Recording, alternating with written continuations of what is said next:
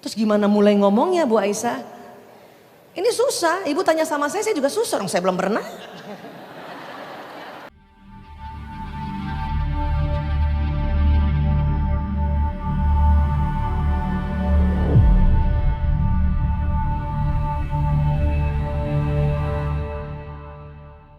Sekarang, ya. Terus gimana Bu Isa? Apakah hanya ya kita ajarkan atau hanya kita perlihatkan contoh-contoh? Iya, memang. Otak yang merekam nasihat, merekam arahan, merekam peraturan, merekam pelajaran itu otak bagian depan di sini. Kita sering sebutnya lobus frontalis. Pada saat seorang manusia membaca sesuatu, mendengarkan sesuatu, atau kita menasehati anak, maka di otak bagian depan itulah tersambung-sambung neuron, membentuk nasihat, membentuk pelajaran. Khususnya sebetulnya yang paling depan sekali, itulah tempat akal yang disebut prefrontal cortex. Mau generasi apapun Bapak Ibu, ya harus diniatkan. Untuk apa? Kita orang tua, ayah, ibu, umi, abi, papa, mama. Dan mungkin nanti pada saat usia tertentu anak-anak mulai sekolah dibantu oleh bapak ibu guru. Nah inilah semuanya disebut orang tua. Tolong bantu anak untuk mengisi akalnya dengan mengaji dan mengkaji apa yang Allah mau. Ya Allah mau kehidupan di dunia bagaimana supaya selamat dunia akhirat. Itu kasih masukan. Dan ingat berulang-ulang supaya semakin ingat. Supaya apa? Nanti di otak anak terbentuk satu koneksi neuron yang membentuk prinsip-prinsip hidup. Paham ya Bu ya? Mau era apa aja. Hanya bedanya era sekarang boleh juga kita mengajarkan anak pakai media gadget. Ya, baca Quran dari gawe boleh nggak apa-apa. Ya, sirah Rasulullah kita ceritakan sekarang, alhamdulillah banyak film-film tentang sirah Rasulullah SAW beserta keluarganya, beserta sahabat-sahabat. Bahas nggak apa-apa, pakai media nggak apa-apa. Kalaupun nggak mau pakai gadget, carikan buku yang warna-warni. Ya, nah itu. Nah, sekarang. Ternyata bukan hanya di akal saja apabila kita mengaji dan mengkaji terisi atau tersambung otak ini. Bukan hanya itu. Ada satu organ lagi yang Allah perintahkan untuk merekam apa yang kita pelajari. Di mana itu? Di jantung. Jantung inilah yang disebut kolbu, mudghah, yang apabila mudghah ini baik-baik semua seluruh tubuh, apabila mudghah ini jelek-jelek semua seluruh tubuh. Kenapa begitu Bu Aisyah? Bukannya ya jantung itu hanya untuk memompa darah, dulu penemuannya begitu, tetapi sejak tahun 1991 penelitian dari Dr. Jane Andre Armour dari Montreal, Kanada, dia menemukan di serambi kanan jantung manusia ada sel otak juga jumlahnya 40.000. Dan apabila kita mempelajari sesuatu, mendengarkan sesuatu, mendapatkan arahan, mendapatkan nasihat atau mengaji dan mengkaji, maka 40.000 ini juga itu tersambung-sambung. Makanya mengapa istilah the power of kolbu itu organnya jantung, walaupun selama ini kolbu kita artikan hati. Kalau hati berupa organ, dia ada di kanan sini. Jantung atau kolbu yang merujuk organnya jantung itu di dada sebelah kiri. Coba pegang dulu dada sebelah kirinya Bu. Ada detakannya? Alhamdulillah. Kalau nggak ada cari. Bahaya itu. Ini jantung Bu. Zaman dulu hadis yang menceritakan kolbu oleh nenek moyang kita karena vocabulary belum sampai ke jantung, dia menamakannya hati. Tapi hati sebagai organ tuh yang sini. Ya. Yang deg-degan di mana Bu? Deg-degan. Ibu kalau deg-degan di mana? Sini ya. Itu jantung.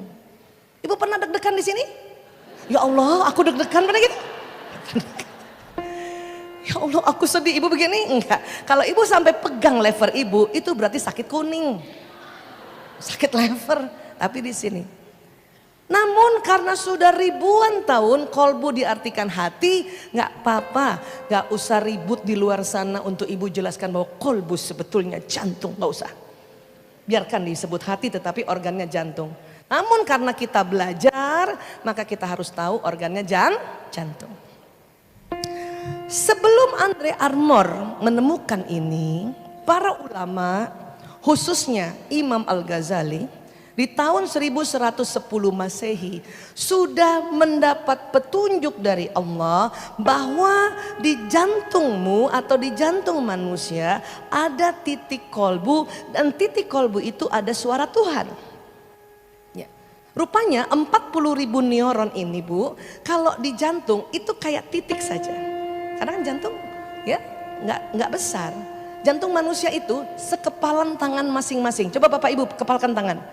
Sebesar itu jantung Bapak Ibu. Letakkan di dada sini. Nah itu. Coba bandingkan sama temennya siapa lebih besar jantungnya. Kalau lebih besar itu berarti kolesterolnya lebih banyak. Itu saja. Ya.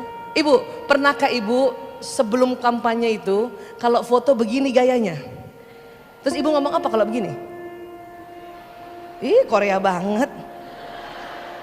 Sebetulnya ini lambang jantung. Ini jantung. Ini dua ini. Yang jempol itu aorta. Itu yang melengkung besar. Yang telunjuk ini itu arteri pulmonalis. Saya sedang sosialisasikan. Kalau ibu foto nggak apa-apa begini. Tapi jangan sebut sarangeo dong. My kolbu. Boleh nggak Bu Aisyah? Jantungku boleh, cuman kurang manis. My kolbu, gitu ya? Bisa ya Bu? Yes, gitu. Ini. Ya. Nah, bayangkan 110 Masehi. Ya, Imam Al-Ghazali sudah dikasih petunjuk oleh Allah. Di situ ada suara Tuhan.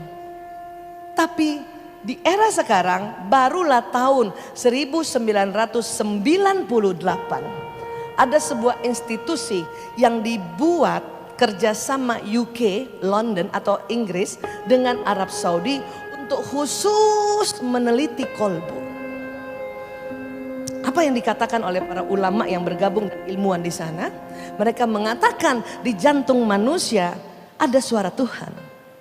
Bahkan mereka lebih jelas lagi karena sudah ada penelitiannya pakai alat MRI buat jantung, CT buat jantung, CT scan buat jantung. Apa yang dikatakan? Setiap jantung manusia sudah ada Al-Quran. Tetapi memang sambungannya masih tipis. Ini. Itulah mengapa kita diminta untuk terus mengaji dan mengkaji. Untuk diisi akal kita, karena yang di akal itu sambungan baru, belum ada di situ. Tetapi yang di kolbu ini, di jantung sudah ada sambungannya. Semakin kita mengaji mengkaji, sambungan itu semakin tebal, semakin tebal, semakin tebal. Ya. Untuk apa? Agar kolbu ini menuntun otak. Karena ternyata ditemukan antara jantung ke otak ada saluran khusus. Jantung bisa bicara sama akal. Karena akal ini masih sering manipulatif. Karena daya analisa. Karena di belakang akal ada otak emosi. Ya. Besar juga otak emosi, sekepalan tangan juga itu di belakangnya. Artinya begini, kalau kita ajarkan pada anak, nah, kalau ujian tolong tidak nyontek. Yang jujur. Kalau kita bicaranya sampai situ, di otak masuk nih ilmunya karena nasihat tersambung. Tapi kalau mau sampai jantungnya sambungannya nyala, harus disampaikan bahwa karena walaupun gurumu tidak lihat nak, tapi Allah maha melihat, Allah maha mengetahui, Allah maha mendengar, supaya sambungan yang ada di kolbu tentang sifat-sifat Allah yang maha segalanya makin kuat, makin kuat, makin kuat. Sehingga suatu ketika ujian ananda kita itu perang banyak di otak itu. Dikala nomor 1 bisa, nomor 2, nomor 13 dia lupa ingat waktu belajarnya. Otaknya menganalisa, guruku nggak lihat. Otak emosi yang di belakang, ada marah, ada kesel, ada jengkel, ada semua program di situ. Agak takut.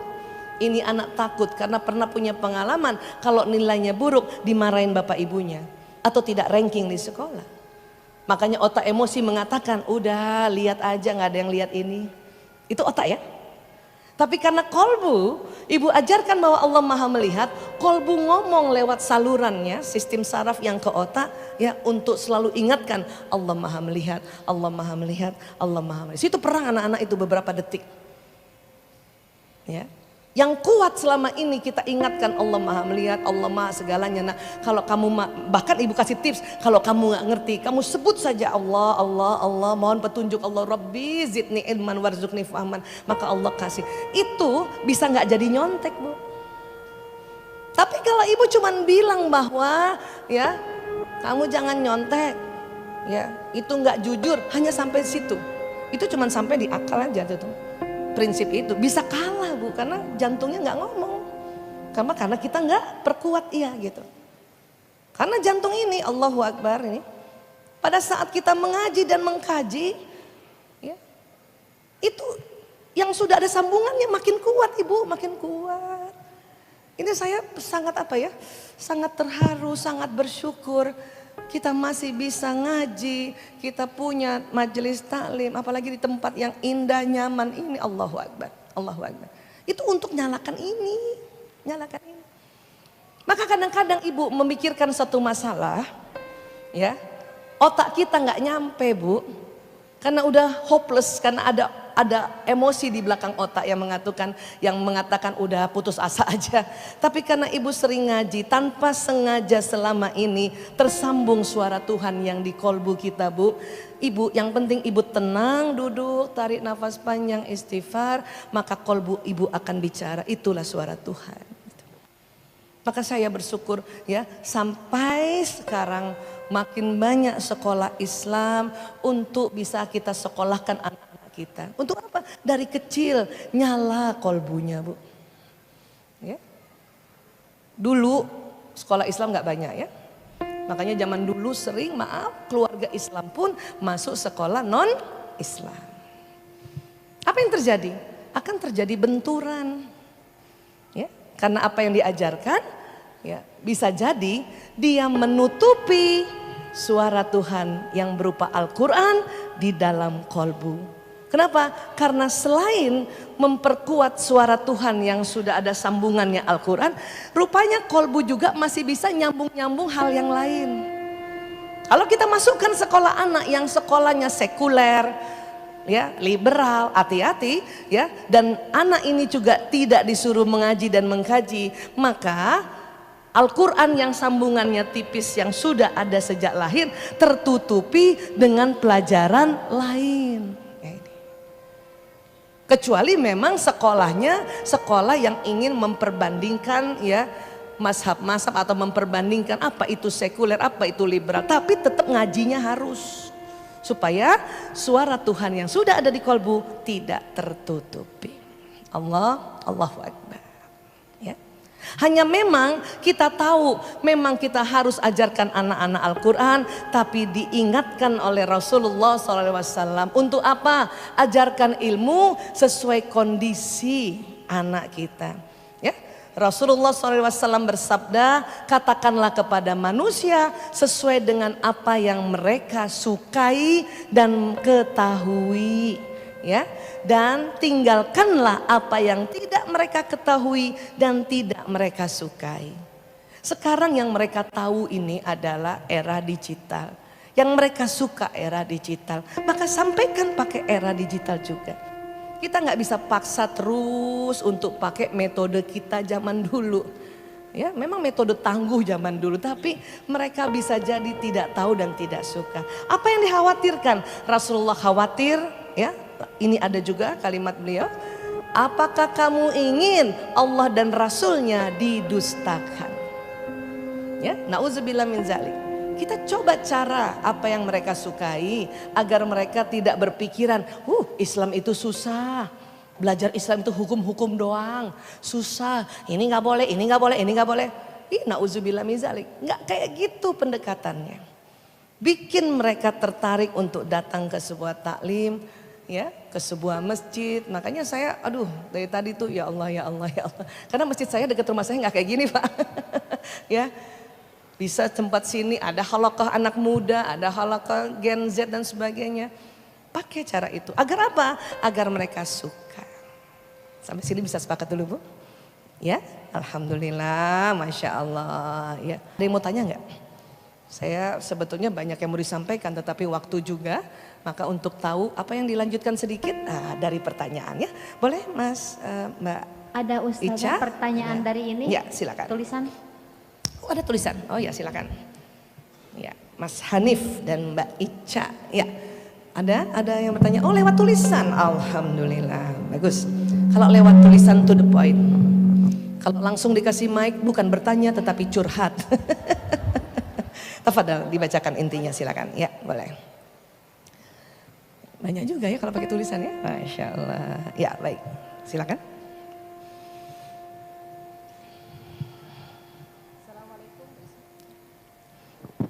Tes. Assalamualaikum Bu Aisyah. Waalaikumsalam warahmatullahi wabarakatuh. Bagaimana cara menyampaikan kepada anak-anak perempuan kami usia 21 tahun, 17 tahun, 16 tahun. Loh, itu anak perempuan semua ya? Iya. Masya Allah. Anak perempuannya ahli surga nih, ibu bapaknya nih anak perempuan semua. Masya Allah. Ini kayaknya curhat juga. Bahwa ayahnya sudah berpoligami selama hampir setahun.